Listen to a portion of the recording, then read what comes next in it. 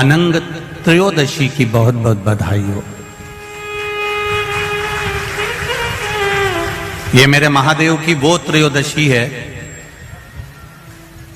इस त्रयोदशी पर आज सोम प्रदोष भी है। इस त्रयोदशी का मतलब अगर संसार के लोगों को मालूम पड़ जाए, ये केवल साल भर में एक बार आती है। महाराज, वर्ष में केवल एक बार मार्गशीर्ष मास के शुक्ल पक्ष की जो त्रयोदशी होती है, इसको अनंग त्रयोदशी कहते हैं।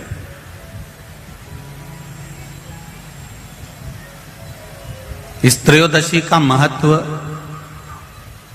जिसके परिवार में पति पत्नी का झगड़ा होता हो, जहां अदालत तक बात पहुंच गई हो, या बेटियां मायके रह रही हो, पति कहीं दूसरी जगह रह रहा हो, या किसी पति का या पत्नी का स्मरण कहीं दूसरी जगह हो,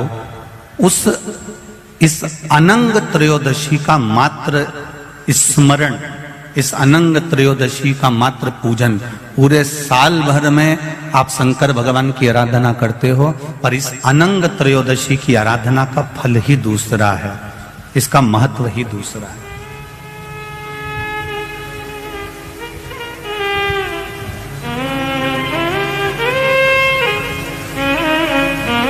अनंग त्रयोदशी, जिस दिन केवल भगवान शंकर के शिवलिंग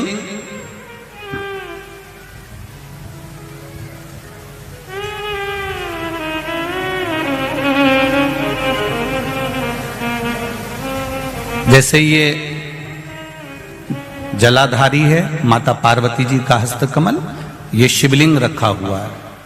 ये जलाधारी में से पानी बहने का स्थान, बीच में मोटी सी लाइन जहां अशोक सुंदरी विराज रही है, राइट में गणेश जी, लेफ्ट में कार्तिकेय जी, और गोल जो भाग है वो माता जी का हस्तकमल है।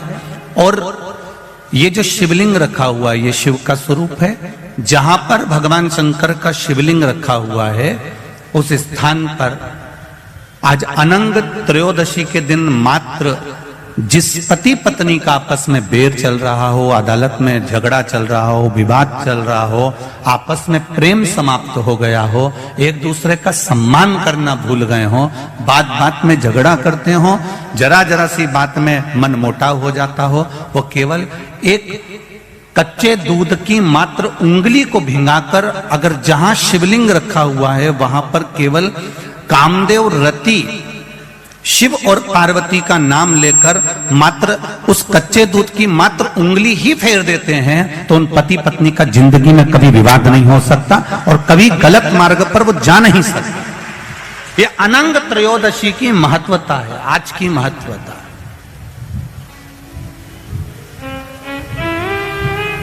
केवल साल भर में एक दिन होता है जिस दिन भगवान अपने साड़ू भाई के साथ पूजाते हैं।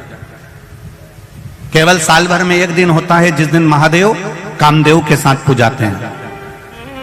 केवल साल भर में एक दिन होता है अनंग त्रयोदशी का दिन, जिस दिन भगवान शंकर ने कामदेव को भस्म करा था और उसको अनंग कर दिया था। राष्ट्रवासियों को तो बड़ा प्रसन्नता का विषय है कि आपको अनंग त्रयोदशी के साथ में आज सोम प्रदोष का भी आनंद प्राप्त हुआ है। ये शिव की कृपा है, ये उसकी उदारता, ये उसकी करुणा। अनंग त्रयोदशी,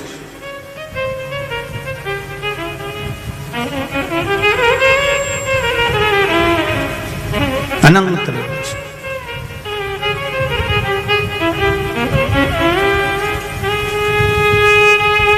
आज के दिन जो 35 साल के हो गए,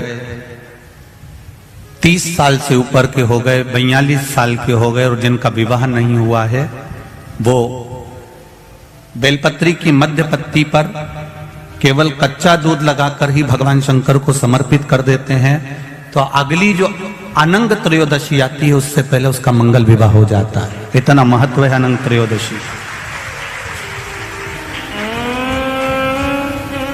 है कि सोमवार की अगर प्रदोष पड़ती है, बहुत ध्यान से सुनना महाराज, सोमवार की प्रदोष पड़ती है तो शंकर भगवान कैलाश पर निवास करते हैं।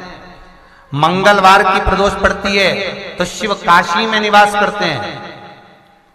बुधवार की प्रदोष पड़ती है तो शिव रजत भवन में निवास करते हैं।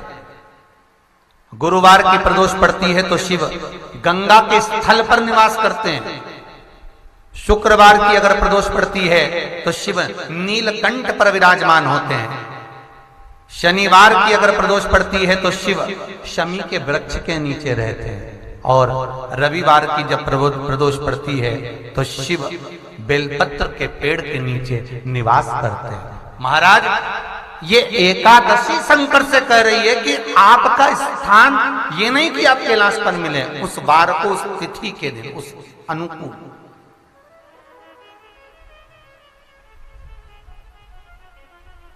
हमारे यहां कहते हैं सोमवार की जो प्रदोष पड़ती है वो इच्छा पूर्ति करती है, मंगलवार की प्रदोष रोग से मुक्ति देती है, बुधवार की प्रदोष कामना की पूर्ति करती है, गुरुवार की प्रदोष शत्रुओं का नाश करती है, शुक्रवार की प्रदोष सुख और शांति देती है, शनिवार की प्रदोष संतान का सुख देती है, और रविवार की प्रदोष जो काम दुनिया में कोई नहीं कर सकता वो अचूक फल की प्राप्ति रविवार की प्रदोष करा देती है। महाराज, ऐसी प्रदोषों का नियम वर्णन किया चाहिए। भगवान कहते ठीक है, तू थोड़ी देर खड़ी हो।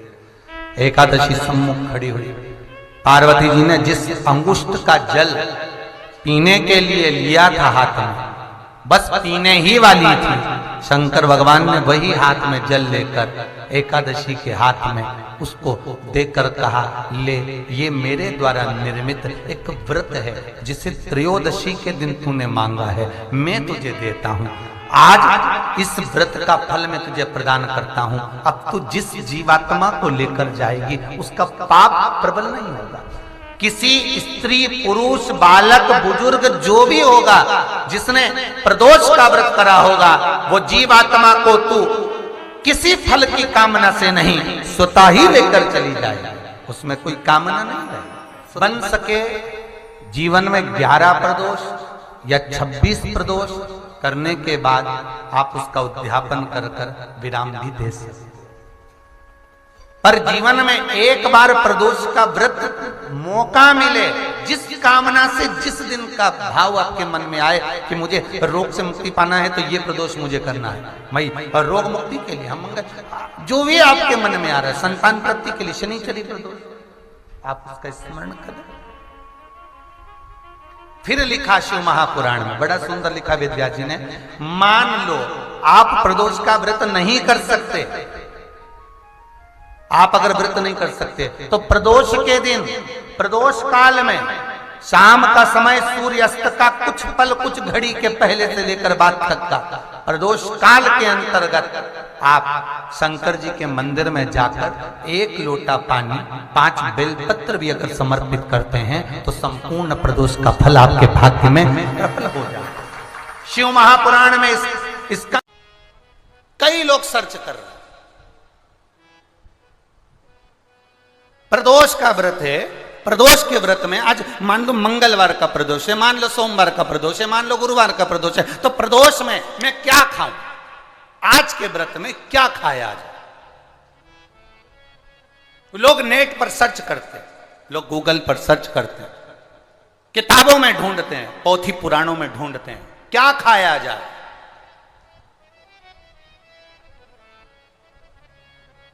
हम क्या खाएं जिससे भगवान हमारे व्रत को स्वीकार करे और हमारे व्रत को स्वीकार करे और हमें दर्शन दे। हम क्या खाएं? हमारा तो केवल इतना सा निवेदन है, किसी भोले व्यक्ति का, किसी गरीब व्यक्ति का धन मत खाओ, प्लाट मत खाओ, उसका पैसा मत खाओ। अगर तुमने उसका प्लाट नहीं खाया, उसका पैसा नहीं खाया, उस गरीब व्यक्ति का, उस भोले व्यक्ति को तुमने धोखा देकर कुछ अगर खा लिया तो समझ लो कि भगवान तुम्हें माफ नहीं करेगा। तुम कुछ खाओ चाहे मत खाओ, पर किसी सीधे, किसी भोले और किसी गरीब व्यक्ति का हक मत खाओ, तुम्हें व्रत का फल मिल जाए, तुम्हें व्रत का फल प्राप्त हो जाएगा। शिव और भगवान श्री हरि, हर और हरि, इन दोनों की कथा कर रही है। हरि और हर की कथा वर्णन कर रही है, और हर और हरि की कथा कर रही है कि अकेले यदि कुछ ना कर सको तो सबका सानिध्य, सबका साथ। जब आप सबका साथ लेकर अगर कोई कार्य करोगे तो उसमें सफलता जरूर मिलेगी। पर व्यक्ति के जीवन में लगता क्या है, ये दुकान मैं चला रहा हूं, ये कथा मैं करा रहा हूं, ये घर मैंने बनाया, ये आश्रम को मैं चला रहा हूं, गाड़ी में लाया, काम मैं कर रहा हूं। मान लो यदि मैं एक दिन भी आश्रम में नहीं आऊं या एक दिन भी दुकान पर ना जाऊं या एक दिन भी मैं काम ना करूं तो कोई काम होगा ही नहीं। ये आपकी गलतफहमी है। आप हो तो लोग आपको गिन रहे हैं, नहीं होगे तो कोई गिनेगा। मैं गाड़ी लाया ये संबोधन नहीं है, बल्कि ये कहो कि परिवार वालों की एकता, सबका साथ हमारे साथ था। तो बाबा देव अधिदेव महादेव ने ये 5 दिन की शिव महापुराण की कथा सुनने का मौका दिया। मैंने और मेरा नहीं है कुछ, मेरा आपकी कृपा से सब काम हो रहा है, भोले आपकी कृपा से सब काम हो रहा है। ये मेरा है या मैंने करा है या मैं कर रहा हूं, ये प्रसंग नहीं है। घर बनाया तो घर में जितने सदस्य है, पत्नी है तो उसके भाग्य का भी धन आया, बेटा है तो उसके भाग्य का भी धन आया, बेटी है तो उसके भाग्य का भी धन आया, घर में सास ससुर रह रहे हैं तो उनके भी भाग्य का धन आया, भाई रह रहा है तो उनके भी भाग्य का धन आया, सबके भाग्य का धन आया, तब जाकर ये कार्य पूर्ण हुआ। किसी एक के बस का नहीं है, सबका साथ। वो एक लाइन दी है आजकल केंद्र से, सबका साथ सबका विकास। सब एकजुट होकर चलेंगे तो विकास अपने आप हो जाएगा। अब आपकी एकजुटता तो बनती नहीं है। बड़े भाई को लगता है कि मैं कर रहा हूं, छोटे भाई को लगता है मैं कर रहा हूं, मंझले को लगता है मैं कर रहा हूं, बड़ी भाभी को लगता है मैं कर रहा हूं, छोटी को लगता है मैं कर रहा हूं, बीच को लगे मैं कर रहा हूं। कोई नहीं कर रहा, करने वाला तो कोई दूसरा है। जिस दिन इस तन पिंजरे से ये श्वास रूपी पक्षी उड़ जाएगा, तब समझ में आएगा कि करने वाला तो कोई और था, हम तो केवल एक निमित्त थे। हम केवल एक निमित्त है। श्वास चल रही है, वो चला रहा है। आप कितना भी प्रयास कर लो, कुबेरेश्वर धाम आप ऐसे जा ही नहीं सकते। एड़ी से चोटी तक का दम लगा लेना तो भी कुबेरेश्वर धाम नहीं पहुंच सकते। सारे ज्योतिर्लिंग चले जाओगे, सारे तीर्थ चले जाओगे, बार बार वृंदावन घूम आओगे, बार बार काशी घूम आओगे, बार बार उज्जैनी घूम आओगे, बार बार आप सब दूर घूम कर आ जाओगे, चाहे हजारों बार नर्मदा नहालोगे, गंगा नहालोगे, पर कुबेरेश्वर धाम नहीं पहुंच पाओगे। कब तक? जब तक मेरा कुबेर भंडारी तुमको इशारा ना कर दे, तब तक तुम कुबेरेश्वर धाम पहुंच ही नहीं सकते। आप अयोध्या हो आओगे, काशी हो आओगे, प्रयाग हो आओगे, गंगा नहा आओगे, हरिद्वार होकर आ जाओगे, आप दुनिया के सारे तीर्थ होकर आ जाओगे, उज्जैनी भी बारंबार चले जाओगे, ओमकारेश्वर भी बारंबार चले जाओगे, पर सीहोर कुबेरेश्वर बाबा के धाम में तो बाबा जब तुम सब दूर होकर आ जाओ, उसके बाद भी तब तक सीहोर नहीं पहुंच सकते, कुबेरेश्वर धाम नहीं पहुंच सकते, जब तक मेरा शिव कृपा ना कर। क्यों? क्योंकि यहाँ जो आएगा, कुबेरेश्वर धाम जो आएगा, तो भगवान शंकर को उसकी झोली 3 महीने में भरना ही पड़ेगी। इसलिए सोच कर बुला, इसलिए वो पहले समझता है, बुलाने से पहले विचार करेगा, इसको देना होगा तो बुलाएगा, नहीं तो बुलाएगा नहीं, बाहर की बाहर निकाल देगा, चलो जाओ यहाँ से, और आते आते रोक देगा, आने ही नहीं देगा। जिसकी झोली खुशियों से भरना है, उसी को बाबा इस धाम में पांव रखने देता है, वरना रखने नहीं। एक निवेदन करूं आप सबसे, अगर यदि आप लोग अपनाएंगे तो कहना उत्तमता है, नहीं तो व्यर्थ बोलना और व्यर्थ बात को रखना ये तो श्रेष्ठता नहीं है। कर सकते हो क्या आप लोग जो हम बोलने जा रहे हैं? किसी के घर अब शादियों का सीजन चालू होगा और शादियों के सीजन में शादी जब होती है बड़े बड़े गार्डन में, बड़े बड़े गार्डन हैं, होटल हैं, धर्मशाला हैं, जहां विवाह होता है, जहां से लोग एंट्री करते हैं, अंदर प्रवेश करते हैं, वहीं पर अंदर आने की जगह पर भगवान की मूर्ति आजकल गार्डन वाले फिट कर देते हैं। बोलो सही है कि गलत है? आप पान खाते हुए जा रहे हो, खाना खाकर जा रहे हो, भोजन कर कर जा रहे हो, शादी में प्रवेश कर रहे हो, नाच रहे हो, कोई मदिरा पिया हुआ है, बाराती किसको मालूम कौन कैसा है, कोई ड्रिंक कर रहा हुआ है, मदिरा पिया हुआ है, कोई गलत भक्षण कर रहा है, किसी ने गलत काम कर दिया, कोई गलत विचार से गलत व्यवहार से आया हुआ है, और दरवाजे पर तुमने भगवान गणेश जी को बिठा दिया, दरवाजे पर तुमने वेंकटेश भगवान को बिठा दिया, दरवाजे पर तुमने श्री जी बाबा को बिठा दिया, दरवाजे पर तुमने ठाकुर जी को बिठा दिया, दरवाजे पर कृष्ण की मूर्ति रख दी, दरवाजे पर तुमने शिव जी की मूर्ति रख दी, दरवाजे पर तुमने भगवान की मूर्ति रख दी। नहीं, एक नियम बनाओ, आज से कथा सुनने वाले एक नियम बना लो, किसी की शादी में जाओ और दरवाजे पर अगर किसी भगवान की मूर्ति प्लास्टिक की या पीओपी की किसी की भी मूर्ति रखी देखो, तो तुम जो लिफाफा दो ना, उस लिफाफे के ऊपर एक लाइन लिख कर दो कि भगवान की जगह अपने बाप को बिठा देते, परमात्मा को दरवाजे पर तुम्हारी अगवानी करने के लिए बिठाया। यह सनातन धर्म है, यह हिंदू धर्म है, यह श्रेष्ठता नहीं है।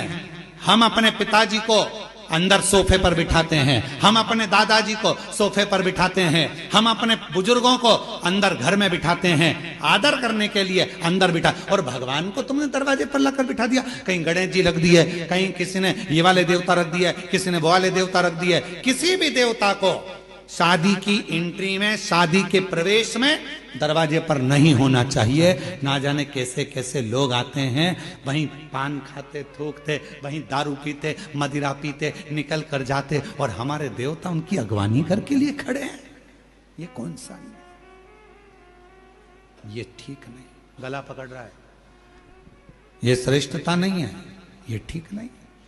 दरवाजे पर कोई देवता नहीं होना चाहिए। लिख दो लिफाफे के अंदर, अंकल जी हम आपकी शादी में आए थे, बेटे की शादी आपने करी, पर हमको अच्छा नहीं लगा, आपने भगवान को दरवाजे पर द्वारपाल बनाकर बिठा दिया, ये हमको ठीक नहीं लगा। जब 25-50 लिफाफों पर ये लिखा रहेगा, तो अगली बार शादी करने वाला सबसे पहले कान पकड़ेगा और भगवान की मूर्ति को दरवाजे पर अगवानी करने के लिए द्वारपाल बनाकर नहीं बिठाएगा। हम सुधरेंगे, जम के बोलो, हम सुधरेंगे, युग सुधरेगा। पहले सुधरना हमें अपन को पड़ेगा। एक नियम, शादियां चालू होगी, 11 के दिन देव उठ जाएंगे, विवाह चालू हो जाएंगे। आप सब जितने आस्था चैनल पर कथा सुन रहे हो, जितने फेसबुक यूट्यूब पर कथा सुन रहे हो, जितने पंडाल में बैठकर कथा सुन रहे हो, बिना संकोच के कोई टेंशन मत लेना कि कोई क्या कहेगा। आग लगे बस्ती में, अपन रहो मस्ती में, क्या किसको रोइए, चादर तान के सोइए। तो अपने को टेंशन लेना नहीं, टेंशन दे के चलो पर लेके मत चलो। अपने को टेंशन नहीं लेना। लिफाफे पे लिख दो सबसे बड़े अक्षर में, आपके घर पर हम